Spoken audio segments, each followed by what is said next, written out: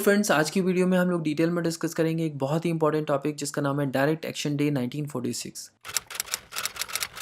16 अगस्त 1946 ये वो तारीख है जिस दिन बंगाल के शहर कलकत्ता को शमशान घाट में तब्दील कर दिया गया था। ये तारीख है इंडिया की हिस्ट्री के सबसे बड़े सांप्रदायिक दंगे की। तो स्टार्ट करते हैं इस टॉपिक के बैकग्राउंड से, यानी ये दंगे क्यों हुए और किसने करवाए। मुस्लिम लीग ने साल 1940 में लाहौर रेजोल्यूशन पास किया था, जिसमें इन्होंने ये डिमांड की थी कि इंडिया के मुस्लिम मेजॉरिटी एरियाज यानी north west and eastern part of India को सेपरेट करके एक इंडिपेंडेंट स्टेट यानी पाकिस्तान बना देना चाहिए। साल 1946 जनवरी में कॉन्स्टिट्यूएंट असेंबली इलेक्शंस हुए। इन इलेक्शंस में मेन मुद्दा था पाकिस्तान। मुस्लिम लीग वोट मांग रही थी कि अगर पाकिस्तान चाहिए तो मुस्लिम लीग को वोट करो। वहीं दूसरी तरफ कांग्रेस वोट मांग रही थी अखंड भारत के लिए। यूनाइटेड इंडिया के टुकड़े टुकड़े होने से बचाना चाहते हो तो कांग्रेस को वोट करो। इन इलेक्शंस में टोटल 492 सीट्स मुस्लिम कैंडिडेट्स के लिए रिजर्व थी, जिनमें से 429 सीट्स यानी 87% of the seats Muslim league candidates ने ही जीती थी। इससे दो चीज़ें साफ हो जाती हैं। पहली ये कि मुसलमान जो है वो मुस्लिम लीग को अपना सोल रिप्रेजेंटेटिव मानते थे, और दूसरी चीज़ ये भी साफ हो जाती है कि उस समय की मेजॉरिटी ऑफ मुस्लिम पॉपुलेशन इस बात से कन्विंस थी कि पाकिस्तान बनना चाहिए। इसके बाद मार्च 1946 में कैबिनेट मिशन इंडिया आया, जिसमें ब्रिटिश गवर्नमेंट ने प्रोविंशियल ग्रुपिंग्स का कंसेप्ट दिया था, जहां पर कुछ प्रोविंसेस को सेक्शन ए का पार्ट बना दिया गया था, कुछ को सेक्शन बी का और कुछ प्रोविंसेस को सेक्शन सी में डाला गया था। जिन्ना ने इनिशियली कैबिनेट मिशन प्लान को एक्सेप्ट कर लिया था, क्योंकि जिन्ना को इस कैबिनेट मिशन प्लान में प्रोविंशियल ग्रुपिंग्स की फॉर्म में पाकिस्तान का मैप बनते हुए दिख रहा था। लेकिन कांग्रेस का कहना था कि प्रोविंशियल ग्रुपिंग्स कंपलसरी हो ही नहीं सकती है, और क्योंकि इंडियन नेशनल कांग्रेस की संख्या कॉन्स्टिट्यूएंट असेंबली में ज़्यादा होगी तो वो इसे अमेंड कर देंगे। कैबिनेट मिशन ने भी कांग्रेस की इस इंटरप्रिटेशन को सही बताया।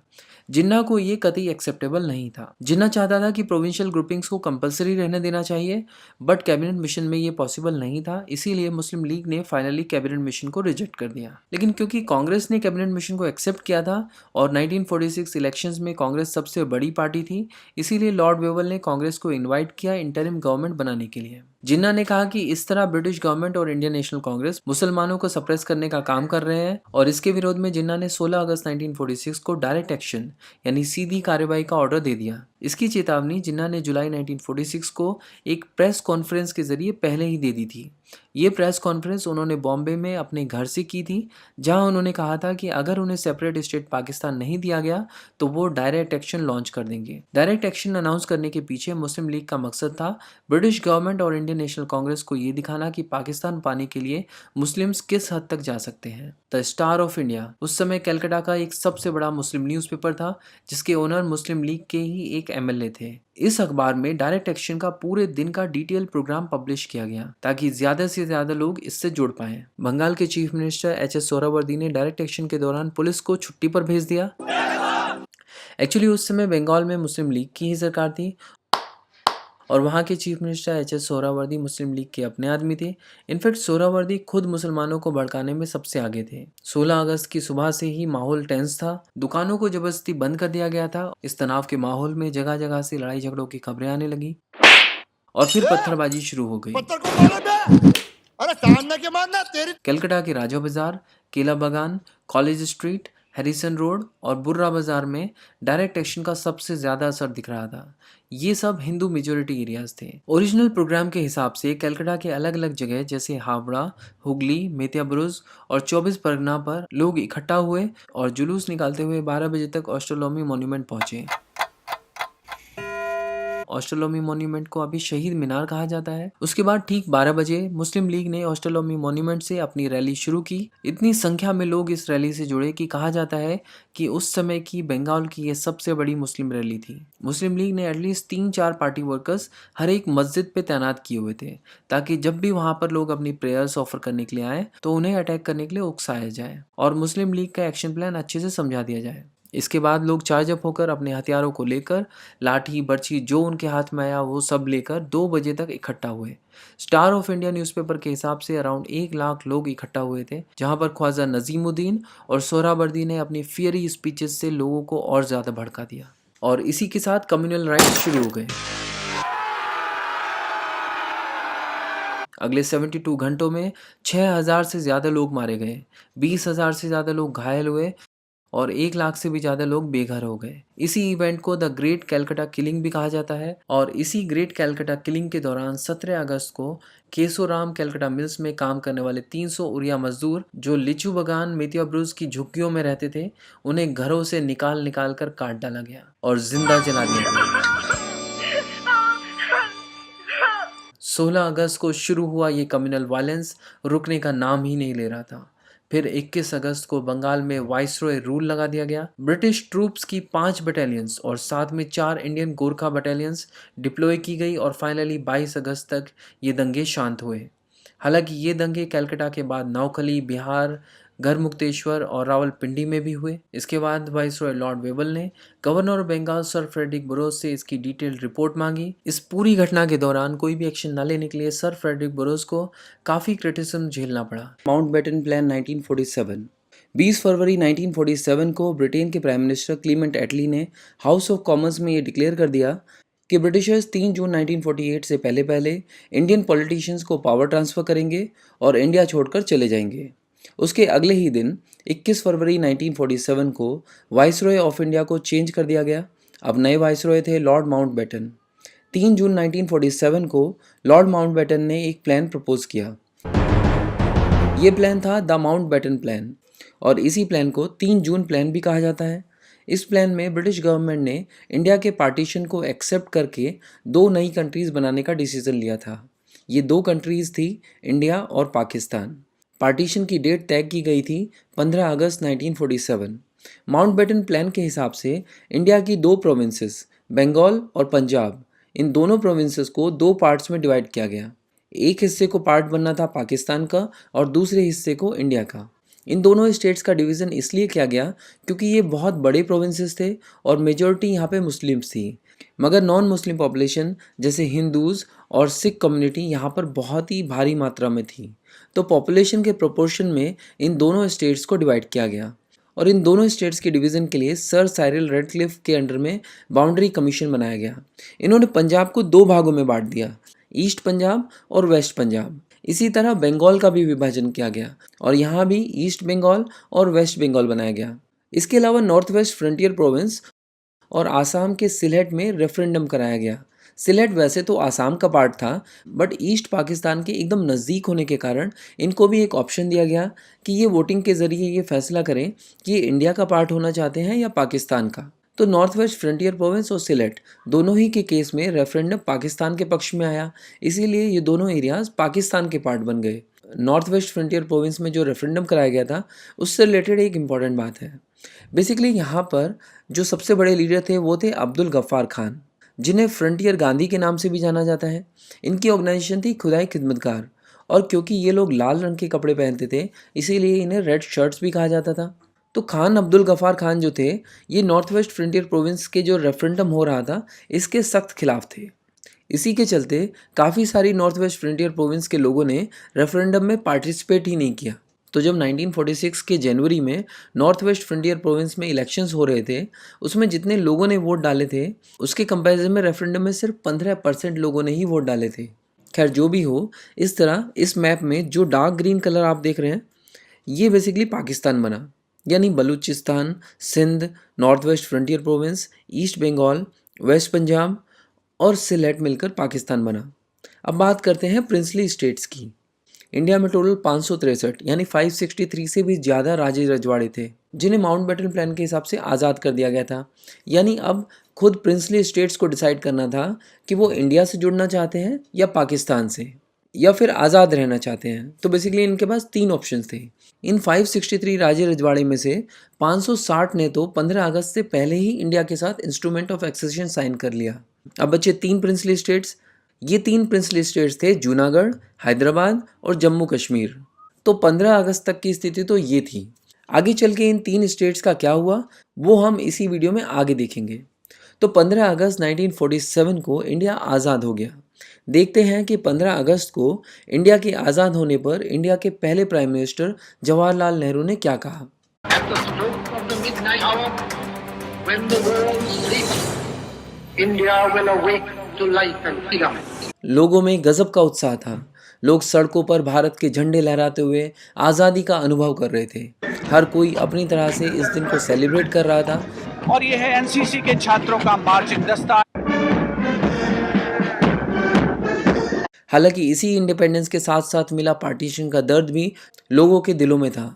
जो लोग सदियों से साथ साथ रह रहे थे, अब अचानक बिछड़ गए थे। अब बात करते हैं उन 3 प्रिंसली स्टेट्स की जिन्होंने 15 अगस्त तक इंस्ट्रूमेंट ऑफ एक्सेशन साइन नहीं किया था। तो सबसे पहले देखते हैं जूनागढ़ को। जूनागढ़ की लोकेशन देखो मैप में, ये आज के गुजरात का पार्ट है। जूनागढ़ के रूलर थे मोहम्मद महाबत खान जी थर्ड। ये थे मुस्लिम, मगर जूनागढ़ की प्रजा में मेजोरिटी हिंदूज की थी।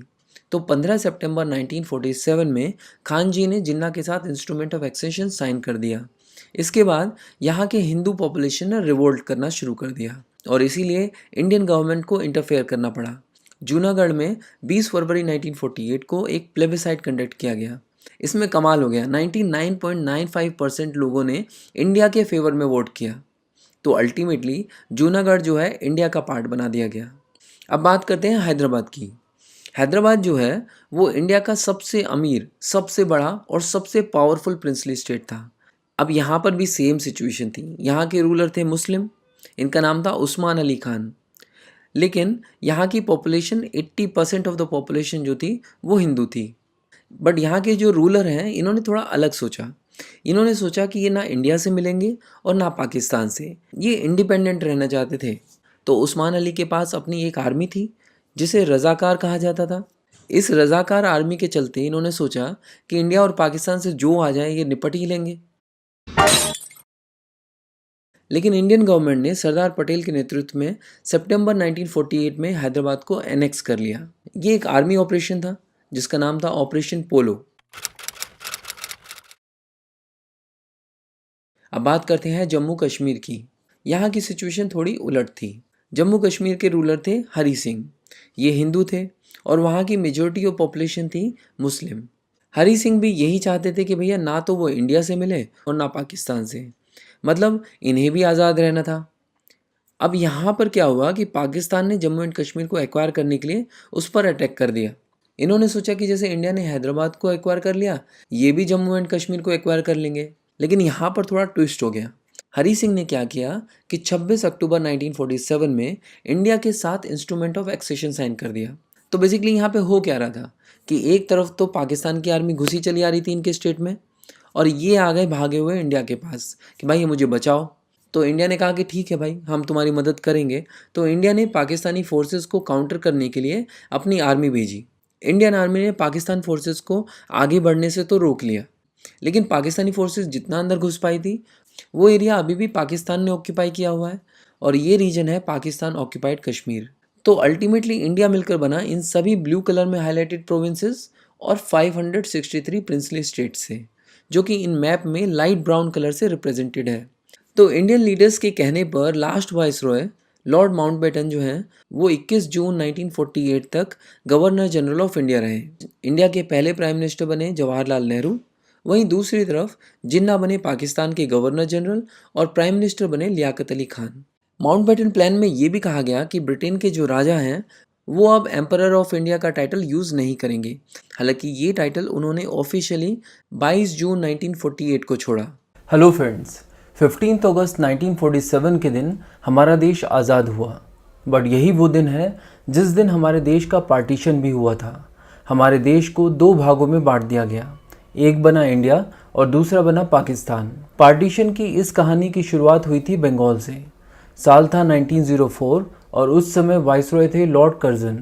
लॉर्ड कर्जन ने बंगाल के पार्टीशन का प्रपोजल दिया और वजह ये बताई कि बंगाल एक बहुत ही लार्ज प्रोविंस है और इसको इफ़ेक्टिवली गवर्न करने के लिए इसे 2 पार्ट्स में डिवाइड करना ज़रूरी है। और इसके चलते 1905 में बंगाल का विभाजन कर दिया गया।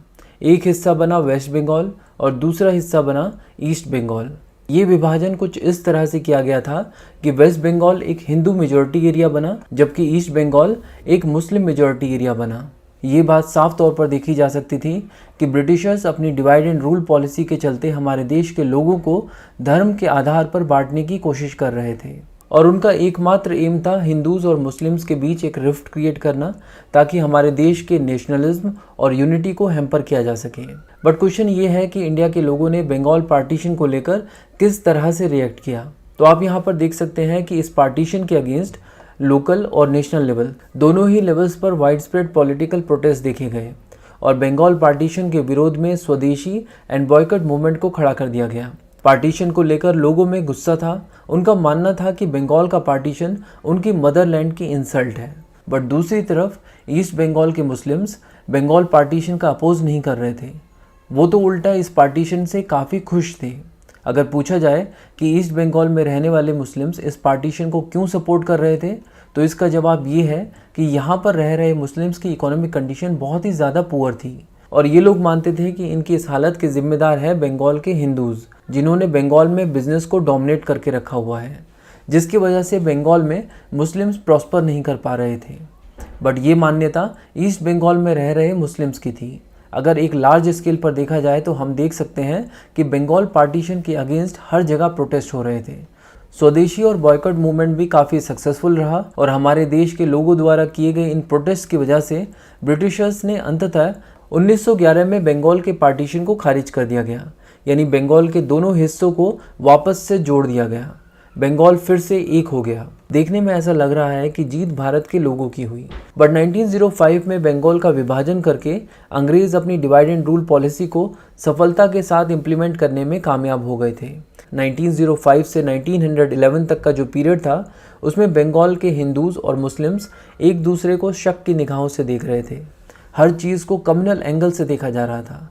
फॉर एग्जाम्पल, जब बाल गंगाधर तिलक ने महाराष्ट्र में शिवाजी और गणपति उत्सव का आयोजन किया ताकि ज़्यादा से ज़्यादा लोगों को स्वदेशी और बॉयकॉट मूवमेंट से जोड़ा जा सके, तो इसमें भी लोगों को कम्युनल एंगल दिखा।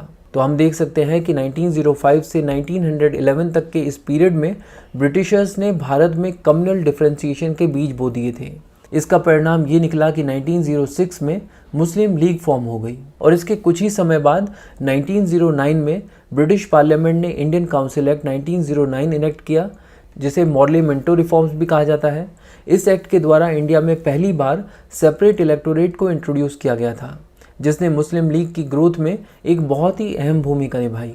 मॉर्ले मिंटो रिफॉर्म्स के चलते इंडियन नेशनल कांग्रेस और मुस्लिम लीग अब आमने सामने आ गई थी। इंडियन नेशनल कांग्रेस किसी भी हाल में सेपरेट इलेक्टोरेट को मानने के लिए तैयार नहीं थी, जबकि मुस्लिम लीग सेपरेट इलेक्टोरेट के प्रोविजन से काफ़ी ज़्यादा खुश थी। इनफैक्ट मुस्लिम लीग की ही डिमांड पर सेपरेट इलेक्टोरेट इंट्रोड्यूस किया गया था। इंडियन नेशनल कांग्रेस नहीं चाहती थी कि मुस्लिम लीग और इंडियन नेशनल कांग्रेस के बीच किसी भी तरह की कोई रंजिश हो। इसीलिए इंडियन नेशनल कांग्रेस ने मुस्लिम लीग को शांत करने के लिए अपनी तरफ से कुछ कोशिशें की। मुस्लिम लीग को साथ लाया जाए और दोनों पार्टीज़ के बीच में एक कॉमन ग्राउंड फॉर्म किया जाए, इस पर विचार किया गया और इसके चलते मुस्लिम लीग और कांग्रेस का एक जॉइंट सेशन बुलाया गया दिसंबर 1916 में। ये सेशन लखनऊ में हुआ था और इसीलिए इसे लखनऊ पैक्ट 1916 भी कहा जाता है। यहाँ पर इंडियन नेशनल कांग्रेस ने मुस्लिम लीग को शांत करने के लिए प्रोविंशियल काउंसिल इलेक्शंस में उनकी सेपरेट इलेक्टोरेट की डिमांड को मंजूरी दे दी थी। भारत के इतिहास में की गई ये एक ऐसी भूल थी जिसे पलटकर ठीक किया जाना संभव नहीं है। लखनऊ पैक्ट 1916 ने इंडियन पॉलिटिक्स में मुस्लिम लीग को रातों रात भारत के सभी मुसलमानों की रिप्रेजेंटेटिव बना दिया था। 1916 से पहले मुस्लिम लीग को कोई बड़ी पार्टी नहीं माना जाता था। इससे पहले तक कोई भी ये नहीं जानता था कि मुस्लिम लीग के साथ आखिर कितने लोग हैं। लेकिन अब क्योंकि कांग्रेस जैसी बड़ी पार्टी ने मुस्लिम लीग की डिमांड्स के सामने अपने घुटने टेक दिए थे, इसीलिए अब लोगों की नज़र में मुस्लिम लीग एक बड़ी पार्टी बन चुकी थी जो कि मुस्लिम्स के हित में बात कर रही थी। इसके अलावा लखनऊ पैक्ट 1916 का दूसरा आउटकम ये था कि इसने इंडियन पॉलिटिक्स में कम्युनलिज्म को एक अनअवॉइडेबल पार्ट की तरह इस्टेब्लिश कर दिया था।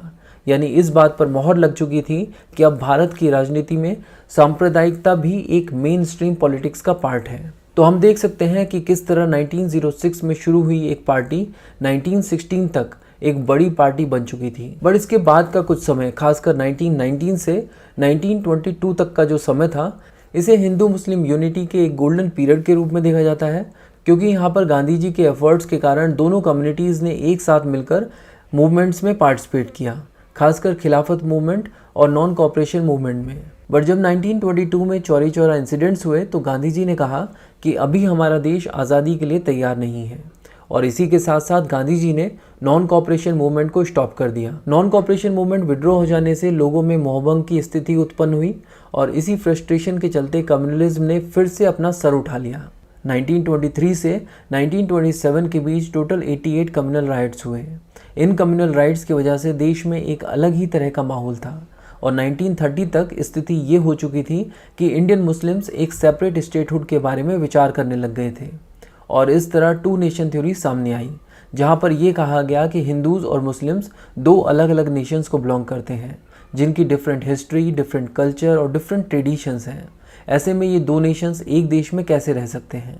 और 1933 में तो इस अलग नेशन का नाम भी सोच लिया गया। कैम्ब्रिज यूनिवर्सिटी में पढ़ने वाले एक मुस्लिम स्टूडेंट जिसका नाम चौधरी रहमत अली था, उन्होंने कहा कि इस अलग नेशन का नाम होना चाहिए पाकिस्तान। बट 1937 में जब प्रोविंशियल इलेक्शंस हुए तो मुस्लिम लीग का प्रदर्शन उसमें काफ़ी ज़्यादा खराब था। मुस्लिम लीग मुस्लिम रिजर्व सीट्स पर भी अच्छा प्रदर्शन नहीं कर पाई थी। मुस्लिम रिजर्व सीट्स की केवल 25% सीट्स ही मुस्लिम लीग के खाते में आई। ऐसे में अब ये सवाल उठने लगे कि क्या वाकई मुस्लिम लीग इंडिया के मुस्लिम्स को रिप्रेजेंट करती है। कहने का मतलब, अगर सेपरेट इलेक्टोरेट के बावजूद मुस्लिम रिजर्व सीट्स पर भी अगर मुस्लिम लीग के कैंडिडेट्स की जगह पर कांग्रेस के मुस्लिम कैंडिडेट्स ही जीत रहे हैं तो इसका मतलब ये निकाला जाएगा कि भारत के मुसलमानों को अभी भी कांग्रेस ही रिप्रेजेंट करती है, ना कि मुस्लिम लीग। बट 1940 तक मुस्लिम लीग ने पूरी बाजी पलट दी। 1940 में मुस्लिम लीग ने लाहौर रेजोल्यूशन पास कर दिया, जिसे पाकिस्तान रेजोल्यूशन भी कहा जाता है। यहाँ पर ब्रिटिश इंडिया में रहने वाले मुस्लिम्स ने एक सेपरेट होमलैंड बनाने की अपनी डिमांड पर एक मोहर लगा दी। लाहौर रेजोल्यूशन इसलिए बहुत ज़्यादा इम्पॉर्टेंट है क्योंकि यहाँ पर बहुत भारी तादाद में मुस्लिम लीग के डेलीगेट्स ने नए देश बनाने की डिमांड को अपना होल हार्टेड सपोर्ट दिया था। बट क्वेश्चन ये है कि जब 1937 में प्रोविंशियल इलेक्शंस में मुस्लिम्स ने ही मुस्लिम लीग को सपोर्ट नहीं किया तो 1940 तक ये स्थिति कैसे आ गई। इसका रीज़न ये है कि 1937 में प्रोविंशियल इलेक्शंस में कांग्रेस ने बहुत ही अच्छा परफॉर्म किया था और इसीलिए ज़्यादातर प्रोविंसेस में कांग्रेस की सरकार बनी हुई थी। और कांग्रेस जब इन प्रोविंसेस में सरकार चला रही थी तो उस समय को मुस्लिम लीग ने बहुत ही अच्छे से यूटिलाइज़ किया। मुस्लिम लीग इंडिया में रहने वाले मुस्लिम्स को ये कन्विंस करने में कामयाब रही कि कांग्रेस के राज में उनका कुछ भी भला नहीं हो रहा है और इसका परिणाम ये निकला कि 1945-1946 में फिर से जब इलेक्शंस हुए तो यहाँ पर मुस्लिम लीग ने मुस्लिम सीट्स पर बहुत ही बेहतरीन प्रदर्शन किया। सेंट्रल लेजिस्लेटिव असेंबली में जितनी भी मुस्लिम रिजर्व सीट थी सारी की सारी सीट्स मुस्लिम लीग के खाते में गई। इसके अलावा मुस्लिम्स के लिए रिजर्व प्रोविंशियल सीट्स पर भी मुस्लिम लीग ने काफ़ी अच्छा प्रदर्शन किया था। तो अब 1945 आते आते ये स्थिति हो गई थी कि ये कहने में किसी को भी कोई दिक्कत नहीं थी कि मुस्लिम लीग ही मुस्लिम्स की असली रिप्रेजेंटेटिव है, क्योंकि मुस्लिम लीग ने 1945-46 के इलेक्शंस में ये प्रूव कर दिया था। हालांकि इन्हीं इलेक्शंस में जनरल इलेक्टोरेट सीट्स में ज़्यादा सक्सेसफुल कांग्रेस थी, बट क्योंकि कांग्रेस मुस्लिम रिजर्व सीट्स में उतना अच्छा परफॉर्म नहीं कर पाई थी तो इसीलिए कांग्रेस ये दावा नहीं कर सकती थी कि कांग्रेस इंडिया के हिंदूज़ और मुस्लिम्स दोनों की रिप्रेजेंटेटिव है। और अब इस सिचुएशन में ब्रिटिशर्स इंडिया को पावर ट्रांसफ़र करने की तैयारी कर रहे थे। ऐसे में उन्होंने एक के बाद एक कई सारे प्रपोजल्स पेश किए, for example Cripps mission, Wavell plan और cabinet mission plan. But power transfer सिर्फ तभी हो सकती थी जब मुस्लिम लीग और इंडियन नेशनल कांग्रेस दोनों इन प्रपोजल्स पर एग्री करें। बट दोनों पार्टीज़ किसी भी प्लान पर एग्री होने के लिए तैयार नहीं हो पाई और सिचुएशन पूरी तरह से आमने सामने की हो चुकी थी। किसी भी तरह का कोई भी कॉम्प्रोमाइज़ निकालना मुश्किल हो गया था और ऐसी सिचुएशन में मुस्लिम लीग ने 16 अगस्त 1946 का दिन चुना डायरेक्ट एक्शन डे के लिए। ये वो दिन था जिस दिन बहुत ही लार्ज स्केल पर हमारे देश में कम्युनल राइट्स देखने को मिले। ब्रिटिशर्स ने इन कम्युनल राइट्स को जैसे तैसे रोका और पावर ट्रांसफ़र के लिए लॉर्ड माउंटबेटन को इंडिया में भेजा और कहा कि अब किसी भी हाल में जून 1948 तक इंडियन नेशनल कांग्रेस और मुस्लिम लीग के बीच में एक समझौता करके पावर को ट्रांसफ़र किया जाना चाहिए। तो ऐसे में भारत में आने के बाद लॉर्ड माउंटबेटन ने एक प्लान प्रिपेयर किया। इस प्लान को कहा गया माउंटबेटन प्लान। इस प्लान में ब्रिटिश इंडिया का पार्टीशन करके दो सोवरेन देश बनाने की बात की गई, इंडिया और पाकिस्तान। कांग्रेस और मुस्लिम लीग दोनों ने ही इस प्लान को मंजूरी दे दी और इस तरह 15 अगस्त 1947 को देश का बंटवारा कर दिया गया।